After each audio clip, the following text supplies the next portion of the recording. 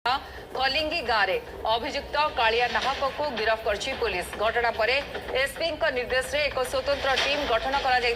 निशाग्रस्त कालिया यह कांड कर एसपी स्पष्ट कर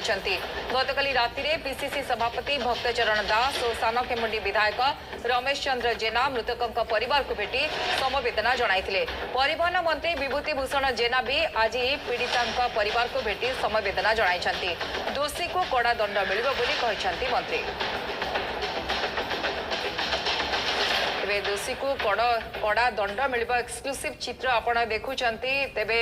निशाग्रस्त थिबा कालिया एही कांड करथिबा एसपी स्पष्ट करछन्ति। गतकाली राति पीसीसी सभापति भक्तचरण दास और सानखेमुंडी विधायक रमेश चंद्र जेना मृतकों परिवार को भेटिथिले समवेदना जणाइथिले। परिवहन मंत्री विभूति भूषण जेना भी आज पीड़िता परिवार को भेटी समवेदना जणाइछन्ति। गोटे दुर्भाग्यजनक घटनाटी जोटा गंजाम जिले में अत्यंत दुर्भाग्यजनक घटना से बाबद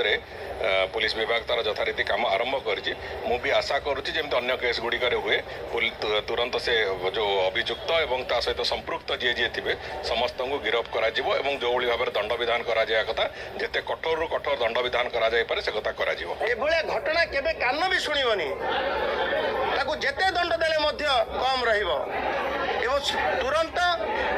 पुलिस प्रशासन तनघना करी गिरफ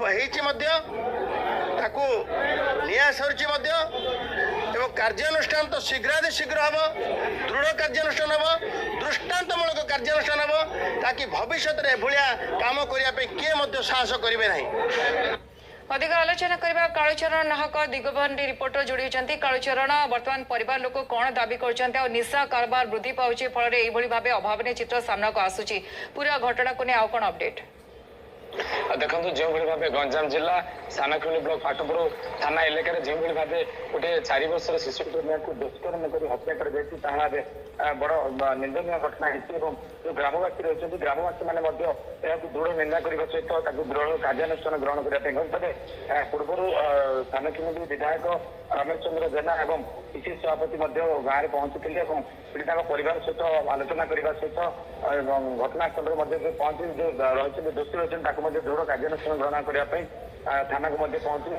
मजबूत करते परवर्ती मुहूर्त विधायक रही आज पीड़िता परिवार निकट में पहुंची जो घटनास्थल जो घटना जो नाबालिग 4 वर्षर दुष्कर्म को हत्या कर बलात्कार कर घटनास्थल में पहुंचती तेज घटनास्थल में पहुंचा सहित ग्रामवासी जो दुख प्रकाश कर ग्रामवासी मैंने कहते आम हाथ को हस्तांतर करें आम हत्या करेंगे परिवार लोग अभियोग करते फांसी दंड दिया जाऊ कि